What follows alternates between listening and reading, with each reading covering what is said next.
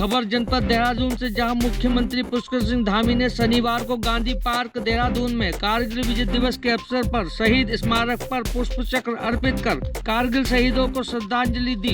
मुख्यमंत्री ने इस अवसर पर कारगिल शहीदों के परिजनों को भी सम्मानित किया। मुख्यमंत्री ने कहा कि मातृभूमि की रक्षा के लिए अपने प्राण न्यौछावर करने वाले वीर जवानों को देश हमेशा याद रखेगा। कारगिल युद्ध के दौरान भारत के सूरवीरों ने अदम्य साहस, उत्कृष्ट राजनीति, अद्वितीय पराक्रम का परिचय देते हुए दुश्मनों को घुटने टेकने पर मजबूर कर दिया था। ज्ञात हो कि कारगिल युद्ध में वीरभूमि उत्तराखंड के 75 जवान शहीद हुए थे।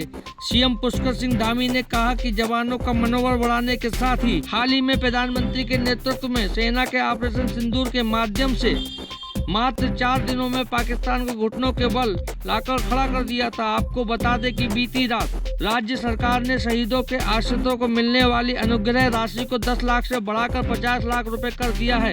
परमवीर चक्र से लेकर मेंशन इन डिस्पैच तक सभी वीरता पुरस्कारों से अलंकृत सैनिकों को दी जाने वाली एकमुश्त तथा वार्षिक धनराशि में भी वृद्धि की गई है। परमवीर चक्र विजेताओं के अनुग्रह राशि 50 लाख रुपए से बढ़ाकर 1.5 करोड़ कर दी गई है। शहीदों के परिवार के एक सदस्य को सरकारी नौकरी में समायोजित किया जा रहा है और इसके लिए आवेदन करने की अवधि को भी 2 वर्ष से बढ़ाकर 5 वर्ष कर दिया गया है।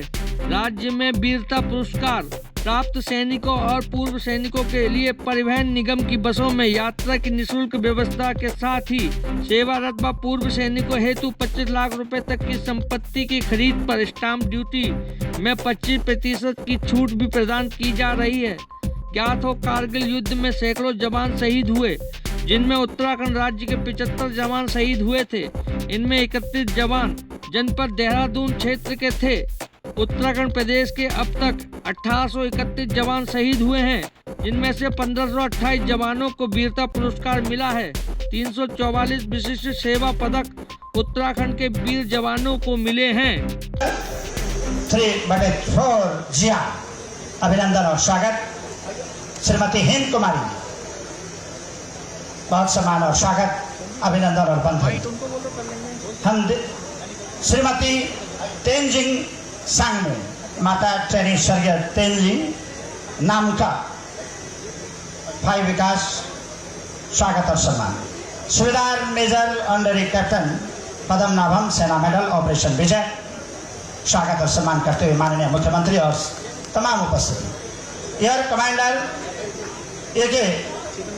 सिन्हा, वीर चक्र और ऑपरेशन विजय के बहुत ही बड़े प्रौढ़ा, अभिनंदन और स्वागत सम्मान करते हुए अभिनंदन करते श्रीमती अमरा देवी, माता नायक स्वर्गीय ब्रिजमोहन सिंह, वीर चक्र मरणोपरांत ऑपरेशन विजय, बहुत बहुत स्वागत और सम्मान। श्रीमती अमरा देवी, साथ ही अमरा देवी माता जी का अभिनंदन और स्वागत माननीय मुख्यमंत्री महोदय और साथ ही हमारे तमाम कैबिनेट मंत्री और राज्यसभा सांसद के द्वारा ये सम्मान उन वीरों और नायकों का अभिनंदन करते हुए, वतन के वास्ते जीना, वतन के वास्ते मरना, वतन पर जान फिदा करना प्रभु हमको सिखा देना। श्रीमती चंद्रकला, माता ब्रिगेडियर शशिभूषण खेड़ियाल, वीर चक्र ऑपरेशन विजय, कारगिल के योद्धा, अभिनंदन और बंधन और मंगलमय बेला जहां पर इन वीरों का सम्मान किया जाता है, अभिनंदन किया जाता है। ए मां, मेरी यादों को दिल में बसा देना, बदनाम न हो आंसू दामन में थमा देना। ये सूक्ति श्रीमती हीरा देवी, पत्नी हवलदार स्वर्गीय हरि सिंह थापा। एक मिनट इधर, स्वागत और सम्मान। श्रीमती चंद्रकला, माता ब्रिगेडियर शशिभूषण खेड़ियाल, वीर चक्र ऑपरेशन विजय, अभिनंदन और मंगलमय बेला, शौर्य चक्र शौर्य दिवस। श्रीमती हीरा देवी, पत्नी हवलदार स्वर्गीय Hari Singh Thapa, mention in dispatch मरणोपरांत ऑपरेशन विजय, नागा रेजिमेंट, बहुत बहुत अभिनंदन और बहुत बहुत स्वागत मान्य मुख्य अतिथि महोदय, मान्य हमारे मुख्यमंत्री महोदय का। श्रीमती विजय लक्ष्मी, पत्नी हवलदार स्वर्गीय गोविंद सिंह, सेना मेडल ऑपरेशन रक्षक, भारत के वीरों की भूमि, वीर भोग्य वसुंधरा की सुक्ति को चरितार्थ करता ये धरती हिंदुस्तान की, ये धरती हिंदुस्तान की, ये तेरी है ना मेरी, ये बेटी है जवान की, ये धरती हिंदुस्तान की। श्रीमती पार्वती देवी, पत्नी लांस नायक स्वर्गीय मोहनलाल ऑपरेशन रक्षक नागा रेजिमेंट। और मंगलमय अवसर जब सम्मान की बात होती है, अभिनंदन की बात होती है कारगिल विजेताओं की, बहुत ही सम्मान श्रीमती भारती भट्ट पत्नी नायब सूबेदार स्वर्गीय अनुसुईया प्रसाद भट्ट सेना मेडल ऑपरेशन रक्षक गढ़वाल राइफल। इस धरती को सलाम धन्य करने वाले कदम कदम बढ़ाए जा, खुशी के गीत गाए जा, ये जिंदगी है काम की तो काम पर लुटाए जा। सुखी श्रीमती उर्मिला देवी पत्नी राइफलमैन स्वर्गीय प्रेम बहादुर शौर्य चक्र 3/1 GR ऑपरेशन पराक्रम। अभिनंदन और बंधन की ये मंगलमय वेला शानदार माननीय मुख्य अतिथि के द्वारा इस सम्मान श्रीमती रजनी पुत्री ऑनररी कैप्टन स्वर्गीय हेनीमाउ सेना मेडल ऑपरेशन विजय। सुपुत्री को भी सौभाग्य, बहुत बहुत अभिनंदन और स्वागत। श्रीमती राजकुमारी थापा पत्नी नायब सूबेदार स्वर्गीय दलीप थापा ऑपरेशन मेघदूत 4/5 GR। बहुत बहुत अभिनंदन और बहुत बहुत स्वागत। वतन के वास्ते जीना, वतन के वास्ते मरना, वतन पर जान फिदा करना प्रभु हमको सिखा देना। श्रीमती शांति देवी पत्नी लांस नायक स्वर्गीय देवेंद्र प्रसाद ऑपरेशन रक्षक गढ़वाल राइफल। श्रीमती शांति देवी माननीय मुख्यमंत्री महोदय के कर कमलों के द्वारा ये सम्मान आमंत्रित करूंगा। ब्रिगेडियर दिनेश कुमार बडोला साहब YSM ऑपरेशन विजय, साक्षी और हस्ताक्षर रहे हैं इस पूरे विजय के, ऑपरेशन विजय के। और आदरणीय दिनेश कुमार बडोला साहब का अभिनंदन और स्वागत। सम्मान अभिनंदन करते हुए शौर्य दिवस की ये मंगलमय अवसर श्रीमती शांति देवी पत्नी लांस नायक स्वर्गीय देवेंद्र प्रसाद ऑपरेशन रक्षक गढ़वाल राइफल। श्री शांति देवी महेश सुनियाल राइफलमैन स्वर्गीय नरेश कुमार, ये भाई हैं उनके गढ़वाल राइफल ऑपरेशन मेघदूत। भाई को भी सौभाग्य अपने भाई के पराक्रम का, योद्धाओं की भूमि और योद्धाओं के सपूतों का काम। श्रीमती मैं हमारे देश के उन सभी वीरों को पूरे प्रदेश की ओर से श्रद्धांजलि अर्पित करता हूं, जिन्होंने अपना सर्वस्व मातृभूमि के लिए समर्पित किया, निछावर कर दिया और अपना सर्वोच्च बलिदान दे दिया। 537 भारतीय सैनिक वीर गति को प्राप्त हुए, जिनमें वीर भूमि उत्तराखंड के भी 75 भारतीय सपूतों ने, बहादुर सपूतों ने भारत माता की रक्षा के लिए, देश की रक्षा के लिए अपने प्राणों का बलिदान दिया था। हम कभी महावीर चक्र से अलंकृत मेजर विवेक गुप्ता और मेजर राजेश अधिकारी की वीरता को नहीं भूल सकते, जिनके रण कौशल और पराक्रम की गूंज आज तक तोलोलिंग की चोटियों में सुनाई देती है। और न ही हम शशि भूषण घिल्डियाल, राजेश शाह, खुशीमन गुरुंग, रुपेश प्रधान, कश्मीर सिंह, ब्रजमोहन सिंह, अनुसुईया प्रसाद, कुलदीप सिंह और AK सिन्हा जैसे वीरों की वीरता को भूले हैं, जिन्होंने मां भारती की रक्षा के लिए अपना सर्वोच्च बलिदान दे दिया। ऐसे वीरों के बलिदान की अमर गाथाएं आज भी हमारे युवाओं को राष्ट्र की रक्षा के लिए प्रेरित करती है, राष्ट्र सेवा के लिए प्रेरित करती हैं। वीर भूमि उत्तराखंड के लगभग प्रत्येक परिवार से कोई न कोई सेना में जरूर होता है।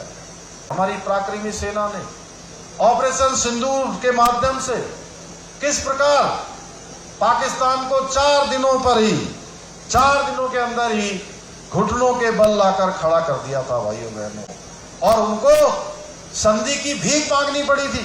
इस प्रकार से उरी हमले का जवाब सर्जिकल स्ट्राइक से दिया गया और पुलवामा के बाद एयर स्ट्राइक की गई।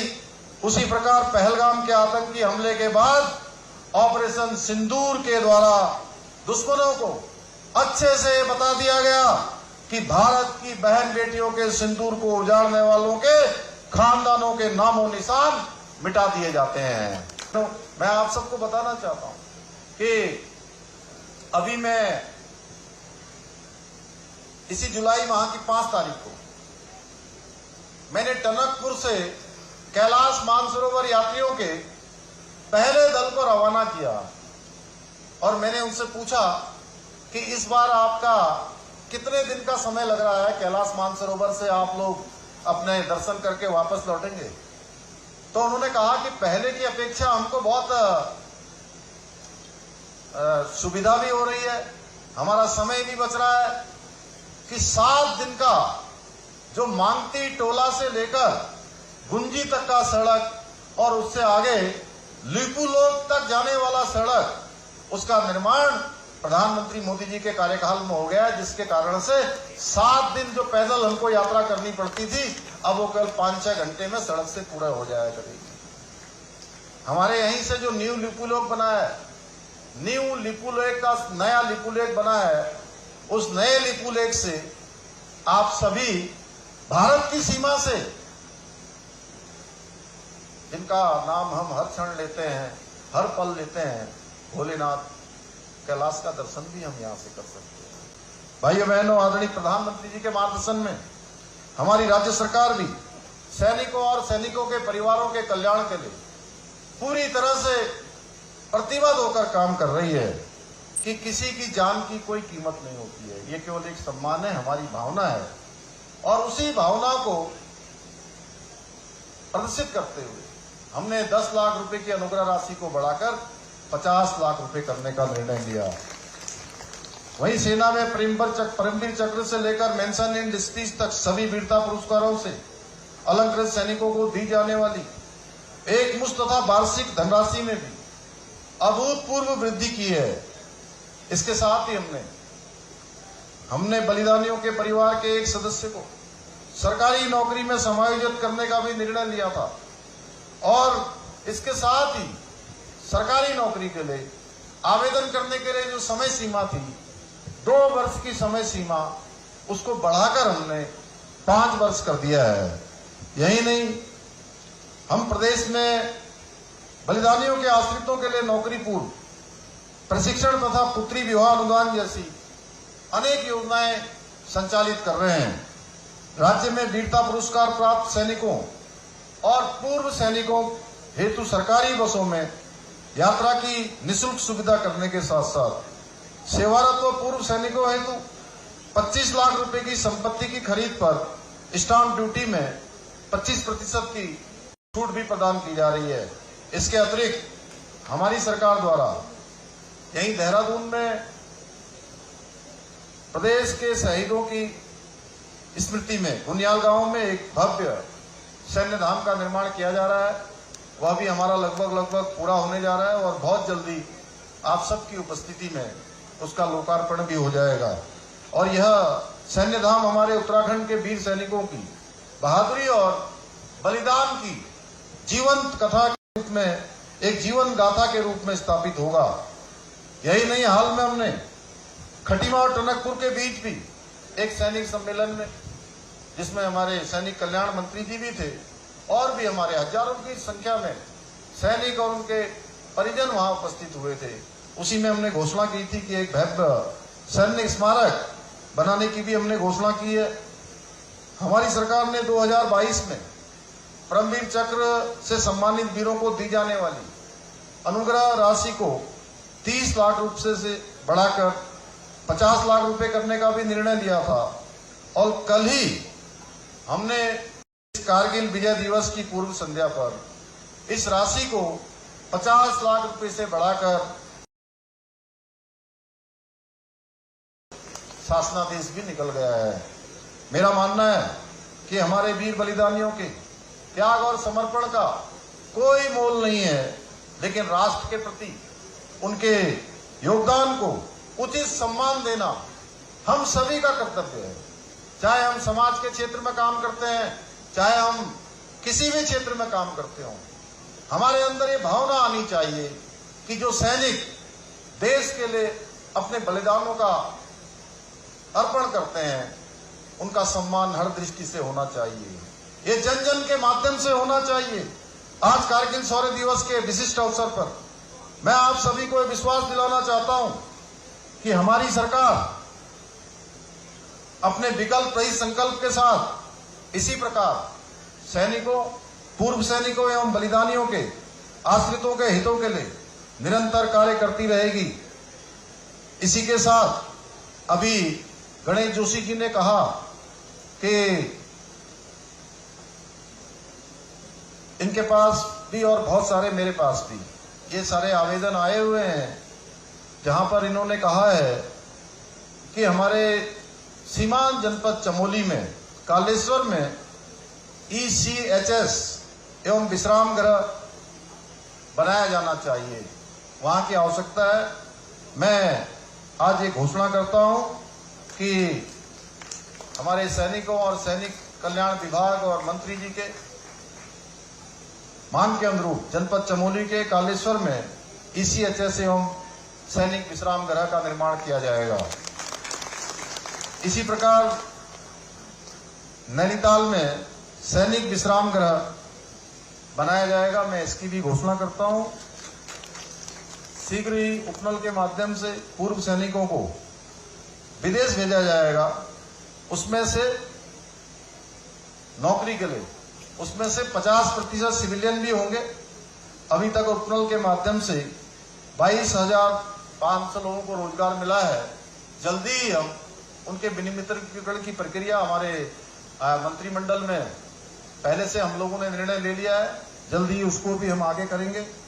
इसी के साथ मैं पुनः हमारे सभी वीर बलिदानियों को श्रद्धांजलि अर्पित करते हुए प्रख्यात कवि स्वर्गीय श्री माखनलाल चतुर्वेदी जी की इन पंक्तियों के साथ अपनी बात को समाप्त करता हूं कि चाह नहीं सम्राटों के साव पर हे हरि डाला जाऊं, चाह नहीं देवों के सिर पर चढ़ूं, भाग्य पर इठलाऊं, मुझे तोड़ लेना बनमाली, मुझे तोड़ लेना बनमाली, उस पथ पर देना तुम फेंक, मातृभूमि पर शीश चढ़ाने, जिस पथ पर जाए वीर अनेक, जिस पथ पर जाए वीर अनेक। आप सबका बहुत बहुत धन्यवाद।